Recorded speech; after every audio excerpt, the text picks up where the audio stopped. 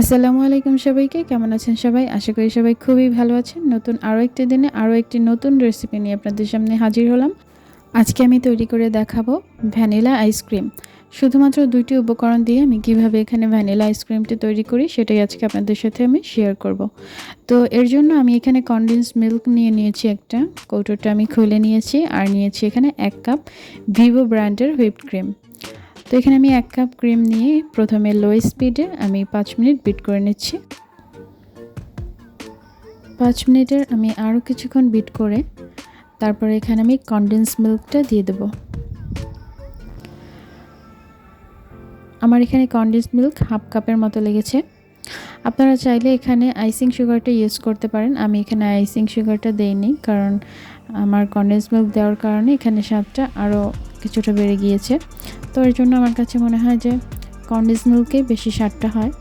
আপনারা চাইলে আইসিং সুগারটা দিয়ে নিতে পারেন। তারপরে আমি এখানে দিয়ে দেব ভ্যানিলা এসেন্স। এখানে যে পাউডার ভ্যানিলা এসেন্সটা সেটা আমি ব্যবহার করেছি। তো এটা দিয়ে বিট করে, তো আমার এখন বিট করা কমপ্লিট। এখন আমি একটা স্প্যাচুলা দিয়ে ভালোভাবে ক্রিমটা আরও একটু নেড়েচেড়ে মিক্স করে নিচ্ছি।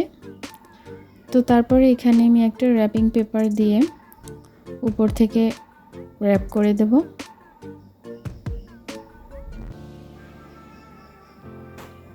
এভাবে আমি র্যাপ করে তারপরে ফ্রিজে আমি এভাবেই রেখে দেব প্রায় 2 ঘন্টার মতো। ফিরে আসছি 2 ঘন্টা পরে।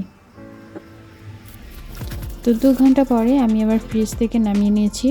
স্প্যাচুলাটা দিয়ে ক্রিমটা একটু শক্ত হয়ে এসেছে।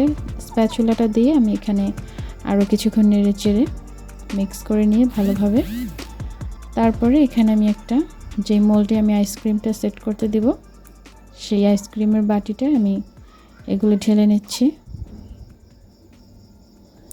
আইসক্রিমটা ভালোভাবে বাটিটাতে ভরার পরে আবারও আমি একটা র্যাপিং পেপার দিয়ে উপরে র্যাপ করে দেব, উপরে যাতে কোনো বরফের জমা না হয় এর জন্য আমি এখানে উপরে র্যাপিং পেপার দিয়ে ভালোভাবে এটা র্যাপ করে দিয়েছি। তো র্যাপ করা হয়ে গেলে আমি এটা ভালোভাবে সারা রাতের জন্য রেখে দেব ফ্রিজে প্রায় 7-8 ঘন্টার মতো। তো তারপরে এই তো দেখতেই পাচ্ছেন, পরে আমি ফ্রিজ থেকে নামিয়ে নিয়েছি পরের দিন সকালে।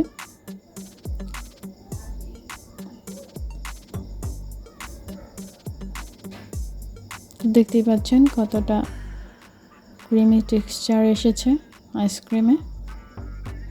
তো আমার ভিডিওটি ভালো লাগলে লাইক, শেয়ার, কমেন্ট করবেন। অবশ্যই আমার চ্যানেলটিতে সাবস্ক্রাইব করবেন। সবাই ভালো থাকবেন, সুস্থ থাকবেন। আল্লাহ হাফিজ।